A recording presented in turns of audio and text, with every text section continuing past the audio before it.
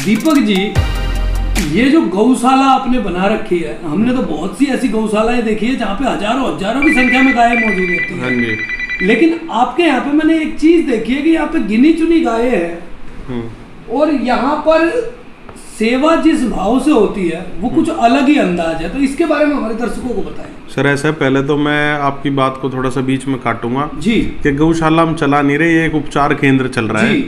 ठीक है, गौशाला में और उपचार केंद्र में थोड़ा फर्क है। और हमारा जो मकसद था वो था, जो रोड पे एक्सीडेंट हो जाता है गौ माताओं का, जो कई बार कचड़ा खाने से, गंदगी खाने से बीमार हो जाती हैं, उनको सही ट्रीटमेंट नहीं मिल पाता, वो रोड पे ही खा के एक्सीडेंट की वजह से वहीं डेथ हो जाती है। हमारा मेन मकसद है उन गौ माताओं की सेवा करना, उनको वापस उनके पैरों पे खड़ा करने में मदद कर सकते हैं। क्योंकि गौशालाओं में तो अच्छी स्वस्थ गायें भी रहती हैं, लोग उनको चारा पानी डालते हैं, वो ठीक रहती हैं। हमारा मकसद थोड़ा सा अलग था कि हमारा मकसद, और ऐसा नहीं है कि हम सिर्फ गौ माता के लिए, इस सृष्टि पे जितने भी प्रकार के पशु पक्षी हैं सबका ट्रीटमेंट, सबका उपचार करने के लिए हमने ये संस्था अपनी शुरू करी थी।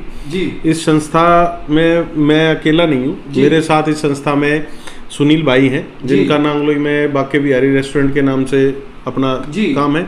एक हमारे बड़े भाई हैं गुड्डू भाई, तरुण प्रकाश यादव जी, ठीक है, और एक मैं हूँ, और साथ में रोकी से आप मिले ही होंगे, जो इस संस्था को वहाँ के संचालक हैं, जो सारा कारोबार है वही संभाल रहे हैं। सारा कारोबार इस संस्था का वही संभाल रहे हैं, किस गौ माता को। इसके अलावा वहाँ पे हमने 3 VLD की व्यवस्था कर रखी है, और इसके अलावा हमारे पास 3-4 मेन सर्जन है, आके ट्रीटमेंट को अपडेट करते रहते हैं। किसी गौ माता की सर्जरी की जरूरत पड़ती है तो उसके लिए हम सर्जन भी अरेंज करते हैं। ठीक है, मेन मकसद हमारा सिर्फ यही था कि जो रोड पे एक्सीडेंट हो जाते हैं और सही समय पे उनको ट्रीटमेंट नहीं मिल पाता और वो उसकी वजह से वहीं डेथ हो जाती है, मेन मकसद हम उनको रोडों से उठा के अपनी संस्था में ला के उनकी सेवा करते हैं, यही हमारा मकसद है। जैसा आपने बताया कि आपने जो एक नींव रखी थी, बुनियाद आपने चुनी थी, वो थी कि सड़क हादसों में जो इंजर्ड गायें हैं, हाँ जी, उनकी सेवा करना। हाँ जी, हाँ जी। लेकिन उसके साथ साथ मैं देख रहा हूँ कि आज जो गायों के अंदर सबसे बड़ी जो भयानक बीमारी है, ये लंपी वायरस। मैं उसके लिए भी आपने अलग वार्ड बनाया। मैं इसके लिए बता दूं, जैसे अभी हमारे इंसानों में कोरोना हुआ था, तो गवर्नमेंट ने कोरोना वाले वार्डों के लिए एक अलग से वार्ड बना दिए, अलग से हॉस्पिटल खोल दिए। लेकिन इस बार हमारी सरकार की तरफ से खास करके दिल्ली में कोई ऐसी व्यवस्था मिली नहीं, क्योंकि ये जो लिम्पी वायरस है ना, इस तरीके की बीमारी है कि ऐसा नहीं है किसी एक गाय में सीमित रह जाए। इसमें से इस लिम्पी वायरस में पहले तो मैं आपको बता दूं क्या होता है कि गाय के पूरे बदन पे दाने दाने निकल आते हैं, और कुछ समय के बाद वो दाने फटने लगते हैं, और उसमें से पस बहती है। फिर वो उस पस पे जो मक्खी बैठेगी वो फिर दूसरी गाय पे बैठेगी। ऐसे ये छूत का रोग है, ये लिम्पी वायरस फैलता रहता है, जैसे कोरोना फैल रहा था ऐसे। तो अब इसके लिए हमने, क्योंकि अभी हमने फिर देखा हमारी गौशाला के नजदीक में एक सरकारी जगह थी, उसको हमने थोड़ा सा अपनी फंड लगा के साफ सुथरा करा के, जितना हमारे से हो पाया उसको साफ सुथरा करा के वहाँ पे हमने लंपी वायरस की गौ माताओं को रखना शुरू किया। और अभी तक हमारी गौशाला में से कम भी अगर 30-35 गौ माता लिम्पी वायरस की आई थी, और उसमें से 10 से 15 गौ माता हमारी ठीक हो गए, वापस अपनी जगह पे वापस जा चुकी हैं। तो सबसे मेन बात है, एक तो लोगों की लिम्पी वायरस में मैं लोगों को एक मैसेज जरूर देना चाहूंगा। आप हमारे नंबर अभी स्क्रीन पे फ्लैश कर देंगे। लिम्पी, खास करके लिम्पी वायरस के अगर केस हो जो कि दिल्ली की कोई गौशाला नहीं ले रही, उसके लिए हमने, जिसके पूरे बदन पे दाने दाने हो, हमें सूचित करें, हम उसे ले आएंगे। क्योंकि ये बीमारी ऐसी है कि अगर वो गौ माता रोड पे रह गई तो वो वहाँ के उसके डेरे के आसपास जितनी भी और 10-15 जितनी गौ सब में फैल जाए। और इसमें क्या होता है, वो पस तो निकलती है, फिर एक टाइम के बाद गौ माता के मुंह के अंदर भी छाले और खाना उड़ जाता है बंद, और गौ माता वहीं पे डेथ हो जाती है। ये इतनी खतरनाक बीमारी है कि अगर इसको सही समय पे ट्रीटमेंट नहीं मिला है तो 15 दिन के अंदर अंदर गौ माता धीरे धीरे लेट जाएगी, फिर उसका खड़ी नहीं हो पाएगी। हाई टेम्परेचर बुखार रहता है 106-108 बुखार, और उसका डेथ हो जाती है, क्योंकि चारा पानी वो खा नहीं पाती है, दाने उसके मुंह में हो जाते हैं, नाक बहने लगती है, चारा वो खा नहीं पाती है, और कमजोरी की वजह से डेथ हो जाती है। तो लोगों से रिक्वेस्ट है कि खास करके जहाँ भी लिम्पी वायरस की गौ माता दिखे फिर हमें सूचित करें, हम अपनी एम्बुलेंस भेज के उसको मंगा लेंगे। दीपक जी, मैं एक सवाल और करना चाहूंगा कि आप इतने बड़े कार्यभार को संभाल रहे हैं, आप लोग मिल करके, ये लिम्पी वायरस का केस ऐसा है कि अभी तक मेरे ख्याल में गवर्नमेंट के पास भी इसका कोई सॉल्यूशन नहीं है। ऐसा है, गवर्नमेंट के पास से अभी कुछ वैक्सीनेशन अब आने लगी हैं जी, अभी जस्ट पिछले 15-20 दिन से जी। सरकारी हॉस्पिटलों में एक वैक्सीनेशन चलाई है, लेकिन वो लिम्पी वायरस होने से पहले की वैक्सीनेशन है जी। अच्छा। जैसे कि एंटीबायोटिक पहले लगा देते हैं, जैसे कोरोना की डोज हम लोगों ने लगवाई है, वो उस तरीके की वैक्सीनेशन है कि हम पहले तो लगा सकते हैं, को नहीं हुआ है उसको लगा सकते हैं, लेकिन लिम्पी होने के बाद जो ट्रीटमेंट है वो बड़ा भयंकर है। लेकिन उसके लिए हमारे पास 1-2 आयुर्वेदिक उपचार आप जैसे कुछ डॉक्टरों ने बताए हैं, कुछ हमारे सहयोगी हैं, एक हमारे नाम मेरे को इस टाइम ध्यान नहीं आ रहा, कराड़ा में एक भाई हैं, उन्होंने अपने हिसाब से घोल तैयार किया है, वो हम गायों को दे रहे हैं, तो उससे हमें कुछ रिजल्ट मिल रहा है। जैसा डॉक्टरों की समझ है भाई बुखार में क्या इंजेक्शन लगाना है, तो उनसे भी रिजल्ट मिल रहा है। अच्छा, आप इतने बड़े काम को कर रहे हैं, क्या गवर्नमेंट की तरफ से अभी तक कोई मदद का हाथ आपके आगे आया है? देखो जी, अभी तक गवर्नमेंट का हमारे पास 1 रुपए का भी सहयोग नहीं मिला हमें जी, ठीक है। और आके देख के भी जा चुके, मैं उनका नाम नहीं लूंगा किसी का भी। कुछ लोग पार्षद, एमएलए, कोई अपने आप को चेयरमैन बताता, वो लोग आते हैं, देखते हैं, पर आश्वासन देकर चले गए, लेकिन किसी ने आज तक हमारा सहयोग नहीं, सहयोग किसी का नहीं आया जी। विजिट तो बहुत लोगों ने की है जी, लेकिन कोई सहयोग गवर्नमेंट की तरफ से हमें आज तक नहीं अभी तक नहीं मिला। अभी तक सारा कारोबार का जो बोझ है वो हम लोग हैं, या फिर हमारे अलावा आप जैसे काफी दानी सज्जन है लोग जो समय समय पे हमें कभी दवाइयों का सहयोग दे जाते हैं। और मैं आपकी इस न्यूज के माध्यम से भी लोगों को एक ही बात कहना चाहूंगा, फाइनेंशियली हमें किसी के 1 रुपए की मदद नहीं है जी। हम लोगों से एक सहयोग चाहते हैं कि वो हमें, क्योंकि ऐसा है ना, नगद पैसा कोई देगा फिर कल को कहेगा जी इन्होंने तो पैसे ले लिए हमारे से, ये कर लिया वो कर लिया। मैं तो लोगों को ये कहता हूँ कि हमारी संस्था में आओ, देखो समय पे, जैसे हमें सबसे ज्यादा जरूरत तो रहती है दवाइयों की, क्योंकि हमारे पास ना 200 गायें हैं, तो 200 की 200 बीमार हैं जी, और 200 की 200 गायों का ट्रीटमेंट डेली चलना है, तो हम लोगों को तो सबसे ज्यादा मेन आवश्यकता दवाइयों की रहती है। लोगों से भी यही कहना है, एक गाय की बीमारी पे औसतन 100 रुपया का खर्चा डेली हो जाता है, ज्यादा। अच्छा, ज्यादा। कुछ इंजेक्शन ही ऐसे आते हैं कि वो इंजेक्शन एक बार में लग जाता है, उस एक इंजेक्शन की कीमत 150 से 200 रुपए होती है, एक इंजेक्शन की कीमत, एक इंजेक्शन की। उसके अलावा बैंडेज है, पट्टी है। अगर ढंग से देखे चारा पानी के साथ, तो एक गौ माता पे रोज का औसतन 250-300 रुपए खर्चा है डेली का। वैक्सीनेशन भी है, बैंडेज भी है, फिर वो चारा भी दिया जाता है। जिस गौ माता को कमजोरी है उसको फिर उस हिसाब से मल्टीविटामिन भी दिए जाते हैं, ठीक है। तो लोगों से मेरा यही मांगना है कि वो फाइनेंशियली बेशक सहयोग ना करें, गौशाला को विजिट करें। अगर उनकी दान देने की इच्छा है, वहाँ हमारे डॉक्टर हैं, संचालक हैं, रोकी भाई है, हन्नी है, VLD है, उन लोगों से मिले, दवाइयों की लिस्ट बनवाएं, वो दवाइयाँ खुद परचेज करके गौशाला में दे जाएं, ठीक है। उसके अलावा जैसे अब सर्दी का मौसम आ रहा है, गायों को कंबल वगैरह की आवश्यकता पड़ेगी, वो दे सकते हैं। अभी हम गौशाला में आपने देख रहा होगा कुछ एरिया पोर्शन और बन रहा है, उसमें बहुत सारे ऐसे लोग हैं जो बहुत रहमदिल रहते हैं पक्षियों के प्रति, गौ माता के प्रति।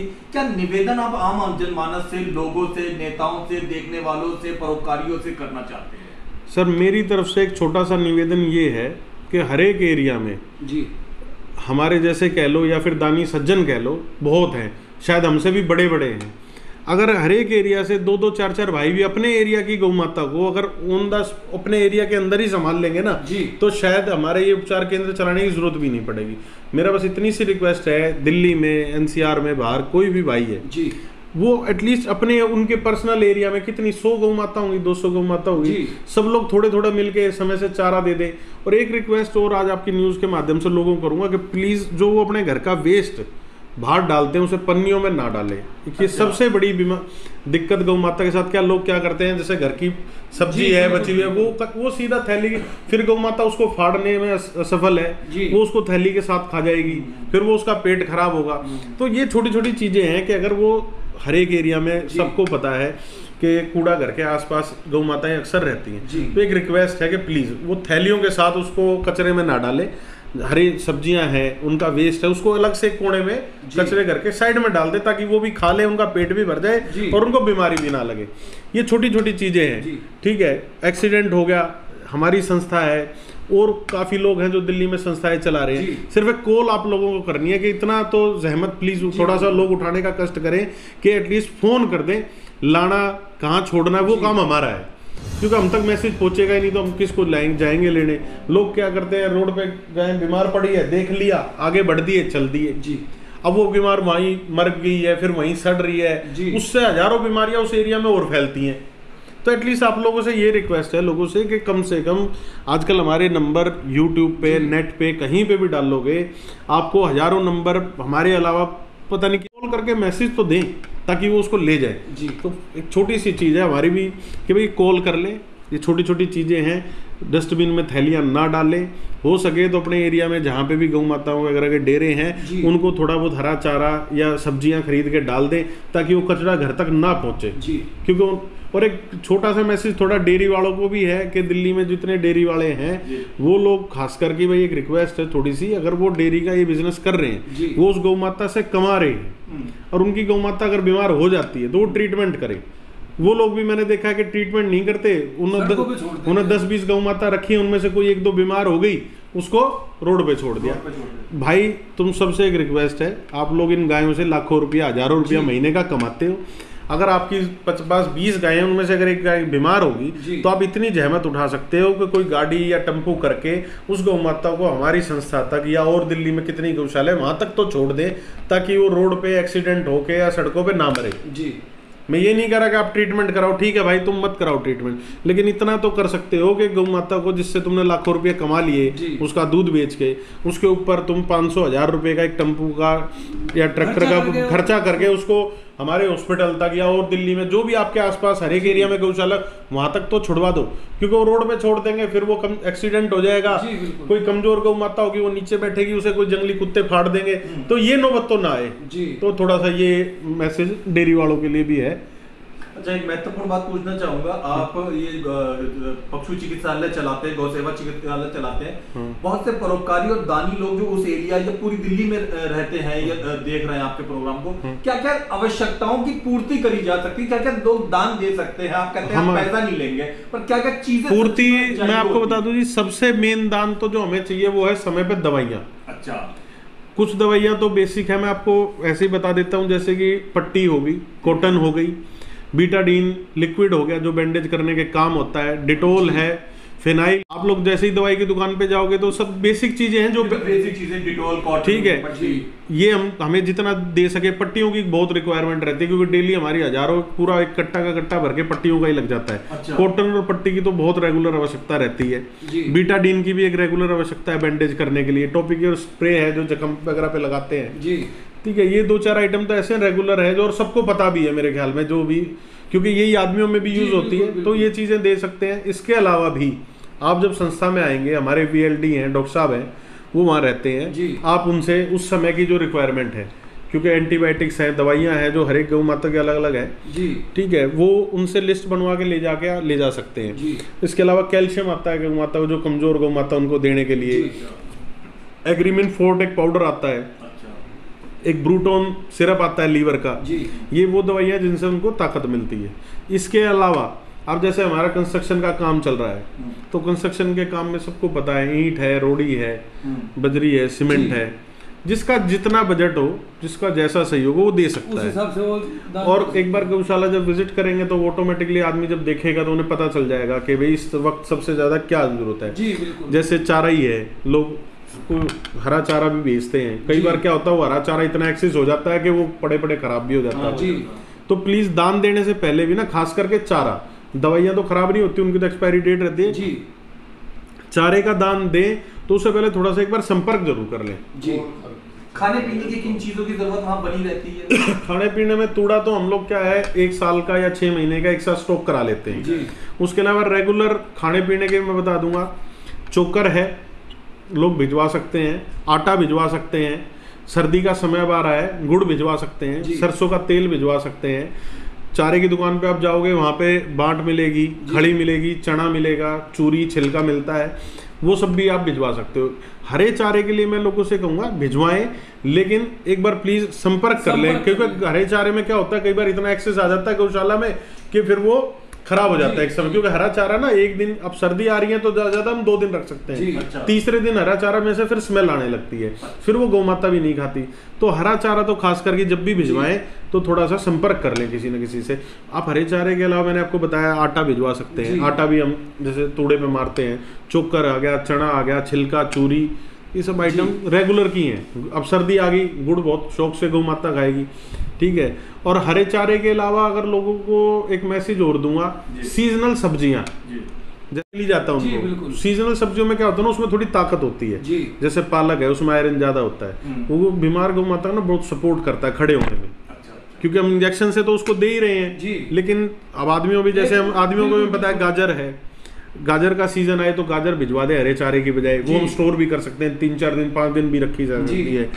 तरबूज का सीजन आता है, बड़ा सस्ता मिलने लग जाता है जब सीजन आता है, ठीक है, थोड़े से पैसों में बहुत ज्यादा तरबूज आ जाता है, कचरा आ जाता है, पालक आ सकता है, टमाटर भी भिजवा सकते हैं, खीरा है, सब्जियां भी भिजवा दे तो वो भी गौ माता खाती है, जो सीजनल हो। सीजनल सब्जियां दानी को भी वजन नहीं पड़ेगा, कम पैसे में बहुत ज्यादा अमाउंट आ जाएगी और सबका पेट भी भर जाएगा।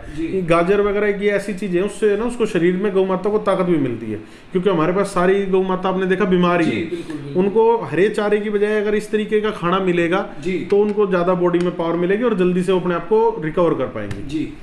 कंस्ट्रक्शन से जुड़े हुए भी बहुत से व्यापारी लोग आपको देख रहे हैं, बिल्डिंग इमारत निर्माण से संबंधित क्या क्या चीजें एक्स्ट्रा जिनके पास पड़ी हो वो वहां पे आपको भाई जितने भी कंस्ट्रक्शन से जुड़े हुए लोग हैं वो हम लोगों को मेट्रो की शीट चद्दर जिससे शेड डलता है वो भिजवा सकते हैं। अगर वो वेस्ट भी होगा किसी के पास छोटे टुकड़ों में स्क्रैप भी बचा है वो भी हम ले लेंगे, क्योंकि हमारे कहीं ना कहीं छोटे बाड़े बनते हैं उसमें यूज कर लेते हैं। पाइप का सामान किसी के पास हो, पाइप भी हम लोग यूज कर सकते हैं।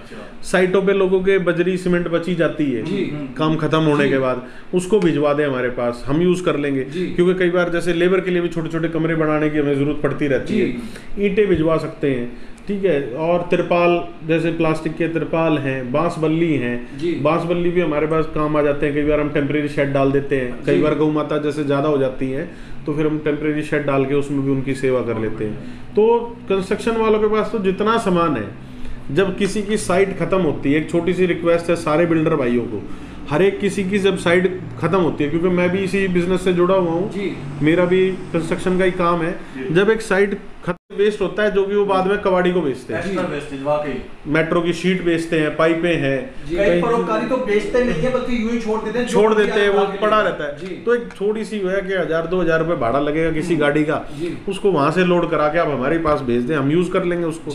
ऐसा नहीं है कि साइड पे तो क्या होता है ना, एक प्रॉपर साइज का सामान लगता है, उसमें से वेस्टेज बचती है। 20 फुट की चद्दर है, 10 फुट की लगा दी, 10 फुट की पड़ी है, हमारे पास भेज दे, हम उसमें जोड़ा तोड़ी करके जैसा होगा अपनी गौ माता की एक छोटी झोपड़ी बना लेंगे। अच्छा, बिल्स की बात करें, चाहे हॉस्पिटल हो या किसी प्रकार का घर हो या कारोबार हो, बिल्स तो जो जुड़े हुए हैं, बिजली के, पानी के आते हैं, कौन कौन से बिल हैं जिनमें कोई आपकी मदद कर सकते हैं? बिल तो मेनली हमारे पास सैलरी का सबसे ज्यादा खर्चा है।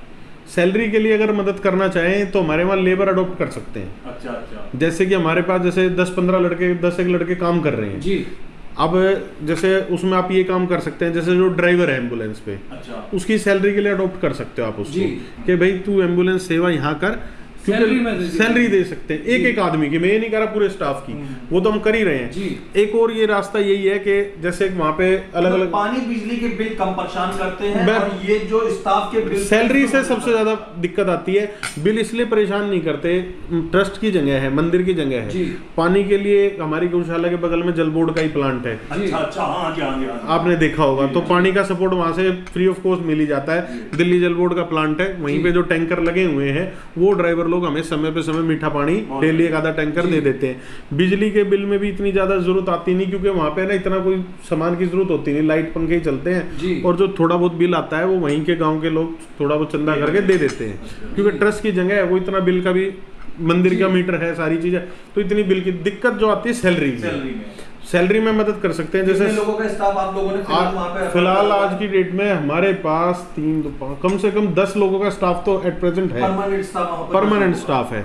उसमें 3 तो डॉक्टर हैं, 2 सफाई कर्मचारी हो गए, ठीक है, 2 ड्राइवर हेल्पर हो गया गाड़ी के ऊपर, और